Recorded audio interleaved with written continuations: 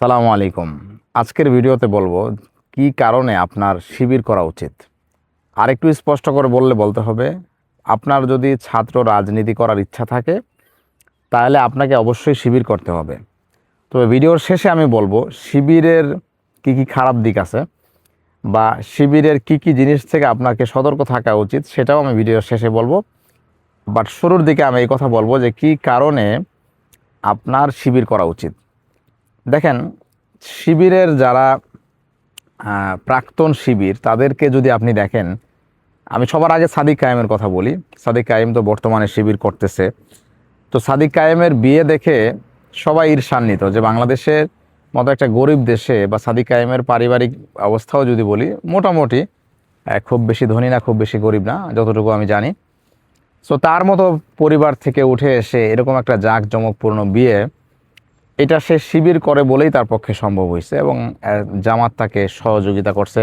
এবং বিয়ে যেহেতু একটা হালাল কাজ, এখানে সহযোগিতা করা এটা সওয়াবের কাজ। সো এটা ভালো কাজ তার ক্ষেত্রে হয়েছে। But in the other hand আপনি যদি দেখেন যে আমাদের রাকিব ভাই ছাত্র দলের, যাকে অনেকে রাকিব চাচ্চু বলে, বাট আমি কাউরের ব্যক্তিগতভাবে কাউকে অপমান করা এটা আমি সাপোর্ট করি না। রাকিব ভাইয়ের বয়স মনে হয় আমার থেকে আরও বেশি হবে, বাট স্টিল সে এখনও আনম্যারিড আছে। তারপরে দেখেন আমাদের আবিদ ভাই, তার বিয়ে, সে তো এখনও অত বয়স হয়নি, তার হিসাব বাদ দিলাম। তারপরে আমানুল্লাহ আমান, আরও যারা আছে, মানে ক্যারিয়ারিস্টিক কিন্তু কোনো ফলাফল নাই। আপনি আওয়ামী লীগ বলেন, ছাত্রলীগ বলেন, তারা তো সরাসরি চাঁদাবাজিতে যুক্ত। ছাত্র দলের চাঁদাবাজির খবর এখনও ওইভাবে জানা যায়নি, কারণ হচ্ছে যে তারা মাত্র নতুন ক্ষমতায় আসছে। বাট আপনি যদি চিন্তা করেন যে দে আর সিমিলার, তাদের আসলে খুব বেশি আদর্শগত পার্থক্য নাই। সো এইটা হচ্ছে বাংলাদেশের অন্য হচ্ছে আপনার ছাত্র সংগঠনদের যদি অর্জন দেখেন, এইখানে আসলে খুব বেশি একমাত্র রাজনীতিতে প্রতিষ্ঠিত হওয়া ছাড়া আপনার খুব বেশি অর্জন আপনি পাবেন না। মানে মানে বড় কোনো গবেষক বা পিএইচডি হোল্ডার এই ধরনের পাবেন না। কিন্তু আপনি যদি শিবিরের ক্ষেত্রে দেখেন, আমরা অনেককে জানি যারা শিবিরের এক্স শিবির যারা, তারা কেউ বড় লয়ার, যেমন শিশির মনির, দেশের আইনজীবী। তারপরে আমরা ডক্টর গালিবের কথা জানি, যিনি আমেরিকাতে একটা বিশ্ববিদ্যালয়ের শিক্ষক।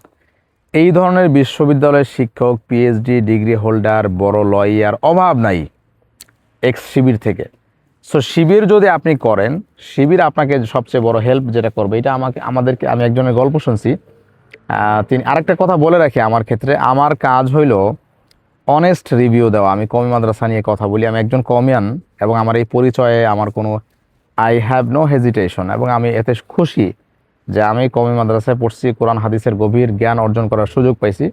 এবং আমি মনে করি আমার বাবা আমার দেশে সর্বোচ্চ দিন শেখার যে সুযোগ, সেটাই আমার জন্য নিছেন। সো এটা আমি কওমিয়ান, এইটা নিয়ে আমার কোনো হেজিটেশন নাই, বা আমার রুটকে আমি কখনো অস্বীকার করতে চাই না। বাট আপনি শিবির বলেন, জামাত বলেন, আওয়ামী লীগ বলেন, বিএনপি বলেন, যার যেই ভালো গুণ আছে আমি সেটা বলি, আমি সেটা স্বীকার করছি যে আমি নিরপেক্ষভাবে রাজনৈতিক বিশ্লেষণ করি।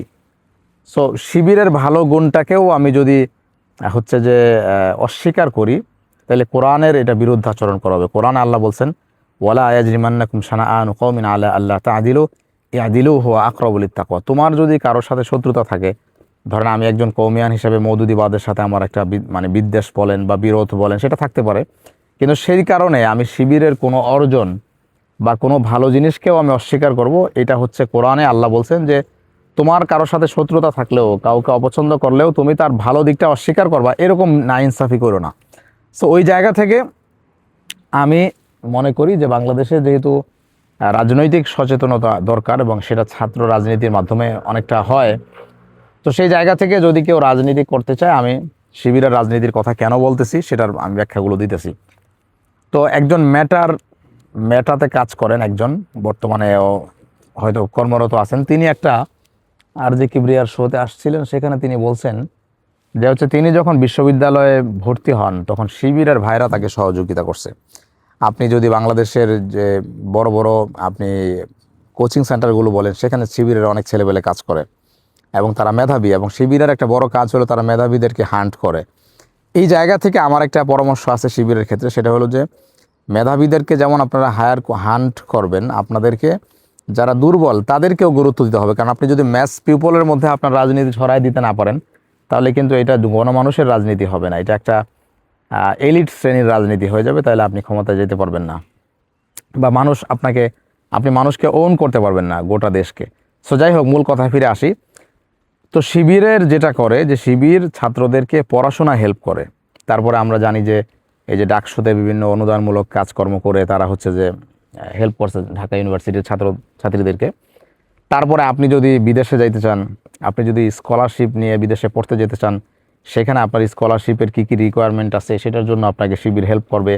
তারপরে আপনি যদি বিশ্ববিদ্যালয়ে পিএইচডি করতে চান, সেক্ষেত্রে শিবিরের যারা শিক্ষকরা আছে বিশ্ববিদ্যালয়ে, বিদেশের টিচার, তারাও আপনাকে হচ্ছে যে মানে আপনি যদি পিএইচডি করতে চান, সেক্ষেত্রে কিন্তু শিক্ষকদের রিকোয়ারমেন্ট আপনাকে একটা হেল্প করে। তো সেই ক্ষেত্রেও আপনার হেল্প পাওয়ার সম্ভাবনা আছে।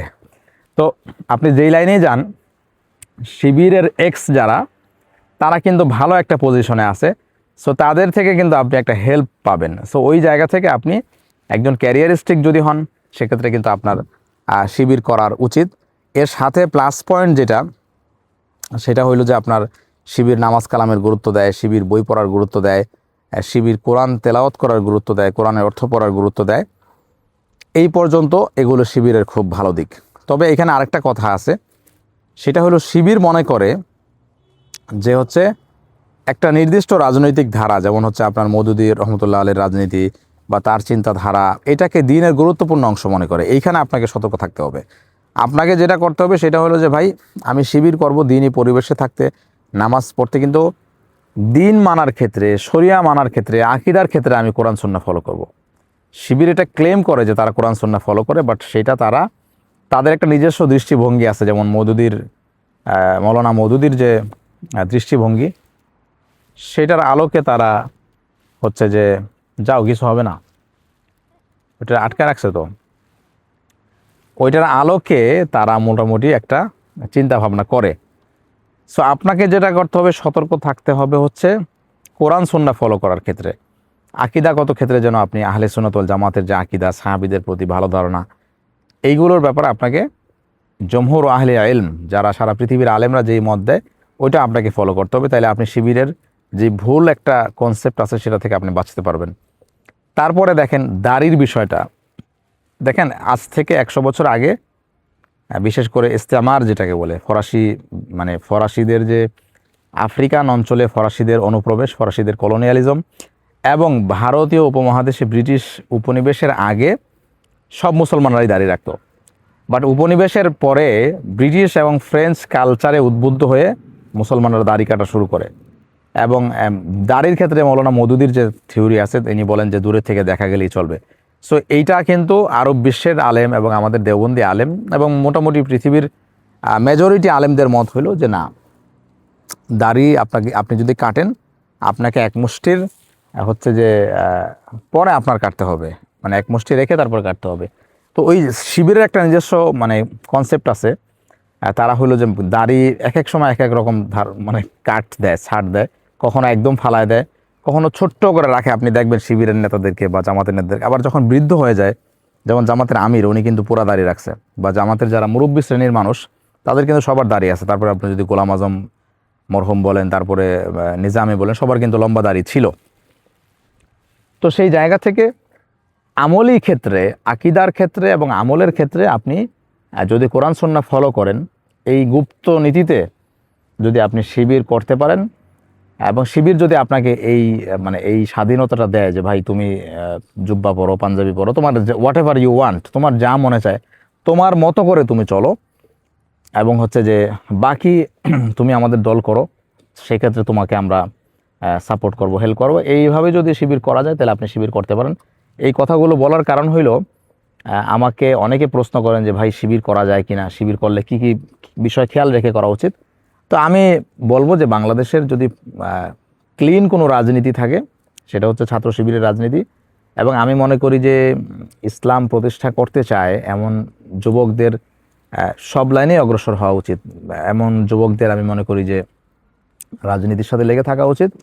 বাট ওই যে জিনিসটা বললাম যে শরিয়ার মূলনীতি ফলো করে আপনারা হচ্ছে যে চাইলে শিবিরের রাজনীতি করতে পারেন।